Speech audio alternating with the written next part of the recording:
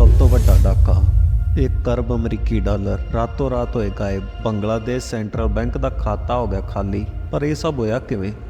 7 फरवरी 2016 Bangladesh central bank ਦਾ director lift ਰਾਹੀਂ 9ਵੀਂ ਮੰਜ਼ਿਲ ਤੇ ਪਹੁੰਚਿਆ ਅਤੇ ਆਪਣੇ ਦਫ਼ਤਰ ਦੇ ਪਿਛਲੇ ਹਿੱਸੇ ਵੱਲ ਵਧਿਆ। ਇਹ ਬੈਂਕ ਦਾ ਸਭ ਤੋਂ ਸੁਰੱਖਿਅਤ ਹਿੱਸਾ ਸੀ। ਉਹ ਉੱਥੇ ਇੱਕ ਤਕਨੀਕੀ ਖਰਾਬੀ ਨੂੰ ਠੀਕ ਕਰਨ ਗਿਆ ਸੀ। ਬੈਂਕ ਦਾ ਪ੍ਰਿੰਟਰ ਕੰਮ ਨਹੀਂ ਕਰ ਰਿਹਾ ਸੀ। ਇਸ ਨੂੰ ਠੀਕ ਕਰਨਾ ਬਹੁਤ ਜ਼ਰੂਰੀ ਸੀ ਕਿਉਂਕਿ ਇਸ ਨਾਲ ਕੋਈ ਵੱਡੀ ਮੁਸੀਬਤ ਖੜੀ ਹੋ ਸਕਦੀ ਸੀ।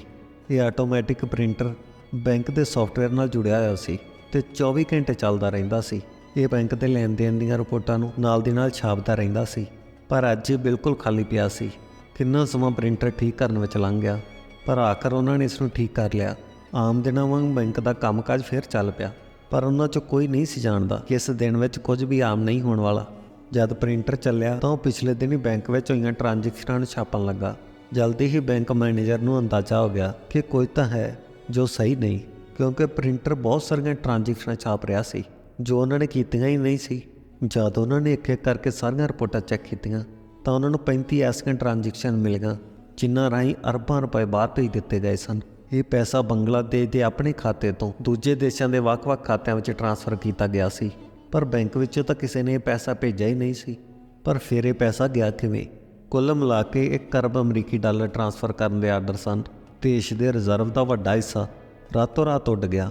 ਪਰ ਇੰਨਾ ਪੈਸਾ ਭੇਜਿਆ ਕਿੱਥੇ ਜਾ ਰਿਹਾ ਸੀ ਤੇ ਕੌਣ ਭੇਜ ਰਿਹਾ ਸੀ? ਟ੍ਰਾਂਸਫਰ ਰੋਕਣ ਲਈ ਬੈਂਕ ਵਿੱਚ ਹੰਗਾਮਾ ਮਚ ਗਿਆ। ਉਹ ਪੂਰੀ ਵਾਹ ਲਾ ਰਹੇ ਸਨ, ਪਰ ਹੁਣ ਬਹੁਤ ਦੇਰ ਹੋ ਚੁੱਕੀ ਸੀ। ਪਹਿਲਾਂ ਹੀ ਗਲਤ ਸਮੇਂ 'ਤੇ ਪ੍ਰਿੰਟਰ ਖਰਾਬ ਹੋਣ ਦੇ ਕਾਰਨ ਉਹਨਾਂ ਨੂੰ ਪਤਾ ਲੱਗਣ ਦੇ ਵਿੱਚ ਦੇਰੀ ਹੋ ਚੁੱਕੀ ਸੀ। ਬੰਗਲਾਦੇਸ਼ ਦੇ ਹੱਥੋਂ 1 ਅਰਬ ਅਮਰੀਕੀ ਡਾਲਰ ਉੱਡ ਗਿਆ ਸੀ।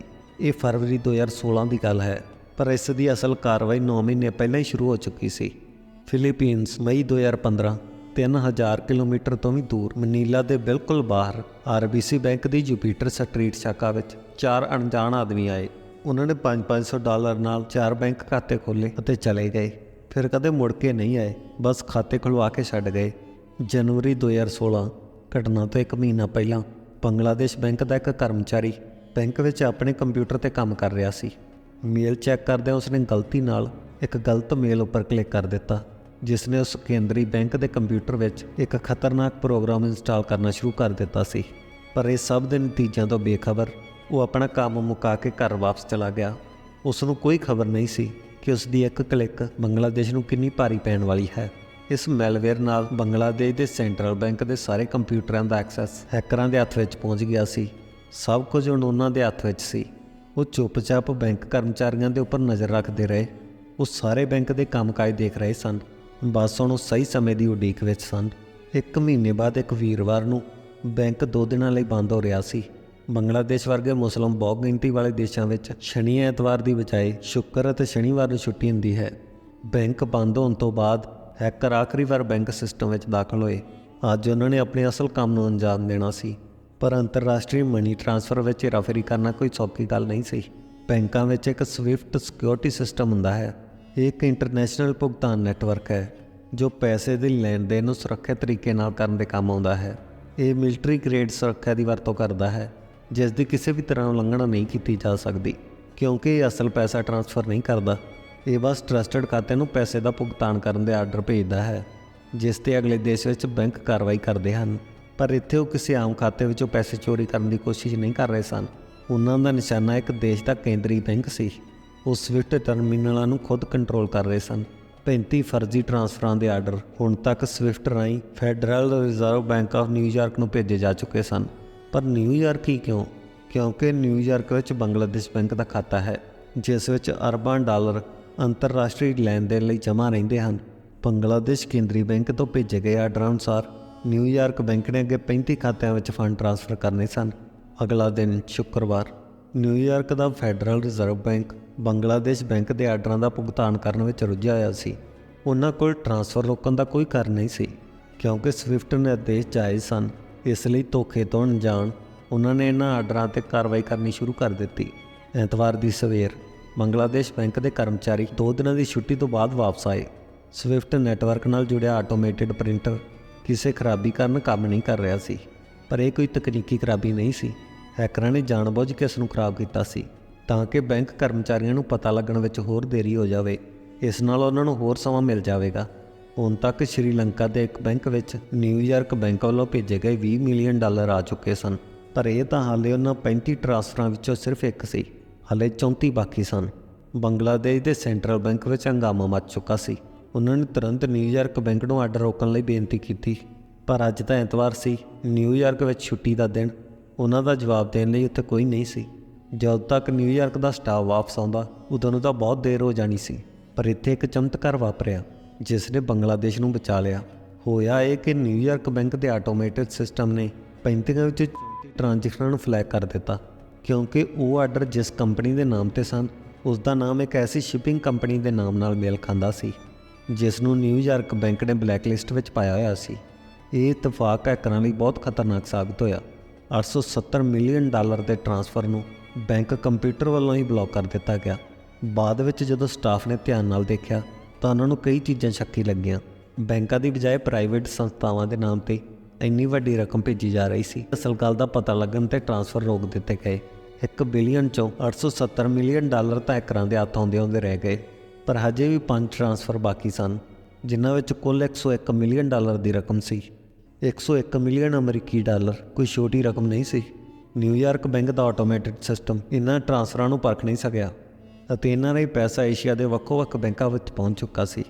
ਸਭ ਤੋਂ ਪਹਿਲਾਂ $20 ਮਿਲੀਅਨ ਸ਼੍ਰੀਲੰਕਾ ਦੀ ਪੈਨ ਏਸ਼ੀਆ ਡਿਊਸ਼ ਬੈਂਕ ਵਿੱਚ ਪਹੁੰਚਿਆ। ਉੱਥੇ ਸ਼ਾਲਿਕਾ ਫਾਊਂਡੇਸ਼ਨ ਨਾਂ ਦੀ ਕੰਪਨੀ ਤਿਆਰ ਕੀਤੀ ਗਈ ਸੀ। ਪੈਨ ਏਸ਼ੀਆ ਬੈਂਕ ਦੇ ਕਰਮਚਾਰੀ ਇੱਕ ਛੋਟੀ ਜਿਹੀ ਸੰਸਥਾ ਦੇ ਨਾਮ ਐਡਾ ਵੱਡਾ ਆਰਡਰ ਦੇਖ ਕੇ ਬੜੇ ਹੈਰਾਨ ਹੋਏ। ਇੱਕ ਛੋਟੀ ਜਿਹੀ ਸੰਸਥਾ ਲਈ $20 ਮਿਲੀਅਨ ਅਮਰੀਕੀ ਸ਼੍ਰੀਲੰਕਾ ਵਰਗੇ ਛੋਟੇ ਜਿਹੇ ਦੇਸ਼ ਵਿੱਚ ਕੋਈ ਆਮ ਗੱਲ ਨਹੀਂ ਸੀ। ਕਰਮਚਾਰੀਆਂ ਨੇ ਆਰਡਰ ਕਨਫਰਮ ਕਰਨ ਲਈ ਵਾਪਸ ਡਿਊਸ਼ ਬੈਂਕ ਨੂੰ ਭੇਜਿਆ। ਜਰਮਨੀ ਵਿੱਚ ਟ੍ਰਾਂਸਫਰ ਆਰਡਰ ਦੀ ਚੈਕਿੰਗ ਕੀਤੀ ਜਾ ਰਹੀ ਸੀ। ਨਿਊਯਾਰਕ ਵਾਂਗ ਇੱਥੇ ਵੀ ਕਈ ਚੀਜ਼ਾਂ ਸ਼ੱਕੀ ਮਿਲੀਆਂ। ਕਈ ਜਗ੍ਹਾ ਸਪੈਲਿੰਗਾਂ ਦੀਆਂ ਗਲਤੀਆਂ ਸਨ। ਇੱਕ ਤਾਂ ਫਾਊਂਡੇਸ਼ਨ ਨੂੰ ਫਾਊਂਡੇਸ਼ਨ ਲਿਖਿਆ ਹੋਇਆ ਸੀ। ਉਹਨਾਂ ਨੂੰ ਸ਼ੱਕ ਹੋਇਆ ਕਿ ਏਡੀ ਵੱਡੀ ਰਕਮ ਭੇਜਣ ਵਾਲੇ ਇੱਦਾਂ ਦੀਆਂ ਨਿੱਕੀਆਂ ਗਲਤੀਆਂ ਕਿਵੇਂ ਕਰ ਸਕਦੇ ਹਨ। ਜਦ ਪੂਰੀ ਪੜਤਾਲ ਕੀਤੀ ਤਾਂ ਆਖਰ ਸੱਚ ਉਹਨਾਂ ਦੇ ਸਾਹਮਣੇ ਆ ਗਿਆ ਕਿ ਸ਼ਾਲਿਕਾ ਫਾਊਂਡੇਸ਼ਨ ਇੱਕ ਫਰਜ਼ੀ ਕੰਪਨੀ ਹੈ ਜੋ ਹੈਕਰਾਂ ਵੱਲੋਂ ਆਰਜ਼ੀ ਤੌਰ ਤੇ ਬਣਾਈ ਗਈ ਸੀ। ਇਹ $20 ਮਿਲੀਅਨ ਵੀ ਵਾਪਸ ਪਹੁੰਚ ਗਏ। ਹੁਣ $81 ਮਿਲੀਅਨ ਦੇ 4 ਟ੍ਰਾਂਸਫਰ ਆਰਡਰ ਰਹਿ ਗਏ ਸਨ। ਇਹ 4 ਟ੍ਰਾਂਸਫਰ ਕੋ ਦੇਸ਼ ਦੀ ਇੱਕੋ ਸ਼ਾਖਾ ਵਿੱਚ ਭੇਜੇ ਗਏ ਸਨ। ਇਹ ਫਿਲੀਪੀਨਜ਼ ਵਿੱਚ ਮਨੀਲਾ ਦੇ ਬਿਲਕੁਲ ਬਾਹਰ RCBC ਬੈਂਕ ਦੇ ਯੂਪੀਟਰ ਸਟਰੀਟ ਸ਼ਾਖਾ ਵਿੱਚ ਭੇਜੇ ਗਏ ਸਨ, ਜਿੱਥੇ 9 ਮਹੀਨੇ ਪਹਿਲਾਂ ਹੈਕਰਾਂ ਵੱਲੋਂ $500 ਦੇ ਨਾਲ 4 ਖਾਤੇ ਖੁਲਵਾਏ ਗਏ ਸਨ ਜੋ ਹੁਣ ਤੱਕ ਬਿਲਕੁਲ ਬਿਨ ਵਰਤੇ ਪਏ ਸਨ। ਹੁਣ ਇਹਨਾਂ ਖਾਤਿਆਂ ਵਿੱਚ ਇੱਕਦਮ $81 ਮਿਲੀਅਨ ਆ ਚੁੱਕੇ ਸਨ। ਇੱਕਦਮ ਖਾਤਿਆਂ ਵਿੱਚ ਇੰਨਾ ਪੈਸਾ ਆਉਣ 'ਤੇ ਬੈਂਕ ਨੇ ਇਹਨਾਂ ਖਾਤਿਆਂ ਦੀ ਨਿਰਖ ਪਰਖ ਕਿਉਂ ਨਹੀਂ ਕੀਤੀ, ਇਸ ਬਾਰੇ ਕੋਈ ਨਹੀਂ ਜਾਣਦਾ। ਪਰ ਉੱਥੋਂ ਇਹ ਪੈਸਾ ਕਸੀਨੋ ਰਾਹੀਂ ਜਲਦੀ ਕਢਵਾ ਲਿਆ ਗਿਆ, ਜਿੱਥੇ ਇਲੈਕਟ੍ਰੋਨਿਕ ਮਨੀ ਨੂੰ ਕੈਸ਼ ਵਿੱਚ ਬਦਲ ਲਿਆ ਗਿਆ। ਬੰਗਲਾਦੇਸ਼ ਬੈਂਕ ਨੇ ਇਹ ਟ੍ਰਾਂਸਫਰ ਰੋਕਣ ਦੀ ਬੜੀ ਕੋਸ਼ਿਸ਼ ਕੀਤੀ। RCBC ਬੈਂਕ ਨੂੰ ਟ੍ਰਾਂਸਫਰ ਰੋਕਣ ਦੀਆਂ ਹਦਾਇਤਾਂ ਵੀ ਦਿੱਤੀਆਂ ਗਈਆਂ, ਪਰ ਬੈਂਕ ਨੂੰ ਇਹ ਹਦਾਇਤਾਂ ਮਿਲੀਆਂ ਹੀ ਨਹੀਂ ਸਨ, ਕਿਉਂਕਿ ਉਸ ਦਿਨ ਚੀਨੀ ਨਵਾਂ ਸਾਲ ਸੀ ਤੇ ਫਿਲੀਪੀਨਜ਼ ਵਿੱਚ ਸਰਕਾਰੀ ਛੁੱਟੀ ਸੀ। ਹੈਕਰਾਂ ਦੀ ਪਲੈਨਿੰਗ ਬੜੇ ਕਮਾਲ ਦੀ ਸੀ। ਵੀਰਵਾਰ ਸ਼ਾਮ ਨੂੰ ਉਹ ਬੰਗਲਾਦੇਸ਼ ਬੈਂਕ ਵਿੱਚ ਦਾਖਲ ਹੋਏ ਜਦੋਂ ਬੈਂਕ ਬੰਦ ਹੋ ਰਿਹਾ ਸੀ। ਸ਼ੁੱਕਰ ਅਤੇ ਸ਼ਨੀਵਾਰ ਦੀ ਉੱਥੇ ਛੁੱਟੀ ਸੀ। ਸ਼ੁੱਕਰਵਾਰ ਨੂੰ ਨਿਊਯਾਰਕ ਬੈਂਕ ਨੇ ਬੰਗਲਾਦੇਸ਼ ਤੋਂ ਟ੍ਰਾਂਸਫਰ ਆਰਡਰ ਦੁਬਾਰਾ ਚੈੱਕ ਕਰਨੇ ਚਾਹੇ, ਪਰ ਉੱਥੇ ਤਾਂ ਛੁੱਟੀ ਸੀ। ਫਿਰ ਐਤਵਾਰ ਨੂੰ ਬੰਗਲਾਦੇਸ਼ ਬੈਂਕ ਦਾ ਸਟਾਫ ਵੀਕਐਂਡ ਤੋਂ ਵਾਪਸ ਆਉਂਦਾ ਹੈ, ਪਰ ਉਸ ਦਿਨ ਨਿਊਯਾਰਕ ਵਿੱਚ ਸਰਕਾਰੀ ਛੁੱਟੀ ਦਾ ਦਿਨ ਸੀ। ਅਖੀਰ ਸੋਮਵਾਰ ਨੂੰ ਨਿਊਯਾਰਕ ਬੈਂਕ ਨੂੰ ਟ੍ਰਾਂਸਫਰ ਰੋਕਣ ਦੇ ਆਦੇਸ਼ ਮਿਲਦੇ ਹਨ, ਪਰ ਫਿਲੀਪੀਨਜ਼ ਵਿੱਚ ਉਦੋਂ ਵੀ ਛੁੱਟੀ ਸੀ। ਮੰਗਲਵਾਰ ਨੂੰ ਚੋਰੀ ਦੇ 5 ਦਿਨਾਂ ਬਾਅਦ RCBC ਬੈਂਕ ਨੂੰ ਧੋਖਾਧੜੀ ਦਾ ਪਤਾ ਲੱਗਾ, ਪਰ ਉਦੋਂ ਤੱਕ ਬਹੁਤ ਦੇਰ ਹੋ ਚੁੱਕੀ ਸੀ। ਕਾਫੀ ਪੜਤਾਲ ਤੋਂ ਬਾਅਦ 2 ਚੀਨੀ ਆਦਮੀ ਸਾਹਮਣੇ ਆਏ ਜੋ ਫਿਲੀਪੀਨਜ਼ ਵਿੱਚ ਜਾਲੀ ਖਾਤੇ ਖੋਲ੍ਹਣ ਲਈ ਜ਼ਿੰਮੇਵਾਰ ਸਨ, ਪਰ ਉਹ ਤਾਂ ਸਿਰਫ ਮੋਹਰੇ ਸਨ ਜਿਨ੍ਹਾਂ ਨੂੰ ਕੁਝ ਪੈਸਿਆਂ ਦਾ ਲਾਲਚ ਦੇ ਕੇ ਉਹਨਾਂ ਦੀ ਆਇਡੈਂਟੀਟੀ ਨੂੰ ਵਰਤਿਆ ਗਿਆ ਸੀ। ਪਰ ਫਿਰ ਵੀ ਉਹ ਇਸ ਆਪਰੇਸ਼ਨ ਦਾ ਖਾਸ ਹਿੱਸਾ ਸਨ। ਉਹਨਾਂ ਤੋਂ ਪੁੱਛਗਿੱਛ ਕਰਕੇ ਅਸਲ ਦੋਸ਼ੀਆਂ ਤੱਕ ਪਹੁੰਚਣ ਦਾ ਕੋਈ ਰਾਹ ਬਣ ਸਕਦਾ ਸੀ, ਪਰ ਇਸ ਤੋਂ ਪਹਿਲਾਂ ਕਿ ਬੰਗਲਾਦੇਸ਼ ਦੇ ਅਧਿਕਾਰੀ ਉਹਨਾਂ ਤੱਕ ਪਹੁੰਚਦੇ, ਉਹ ਦੇਸ਼ ਛੱਡ ਕੇ ਭੱਜ ਨਿਕਲੇ। ਉਹ ਜਹਾਜ਼ ਰਾਹੀਂ ਚੀਨ ਦੇ ਖਾਸ ਪ੍ਰਸ਼ਾਸਨਿਕ ਖੇਤਰ ਮਕਾਊ ਵਿੱਚ ਪਹੁੰਚ ਗਏ, ਜਿੱਥੇ ਉਹਨਾਂ ਨੂੰ ਲੱਭਣਾ ਸੰਭਵ ਸੀ। 4 ਟ੍ਰਾਂਸਫਰਾਂ ਦੇ ਨਾਲ ਹੈਕਰ $81 ਮਿਲੀਅਨ ਅਮਰੀਕੀ ਉਡਾ ਕੇ ਲੈ ਗਏ। ਧੰਨਵਾਦ। ਵੀਡੀਓ ਚੰਗੀ ਲੱਗੇ ਤਾਂ ਲਾਈਕ ਅਤੇ ਕਮੈਂਟ ਕਰਕੇ ਜ਼ਰੂਰ ਦੱਸਿਓ। ਇਸ ਤਰ੍ਹਾਂ ਦੀਆਂ ਹੋਰ ਵੀਡੀਓ ਦੇਖਣ ਲਈ ਫੋਲੋ ਕਰੋ ਅਨਮੁੱਲੇ ਵਿਚਾਰ।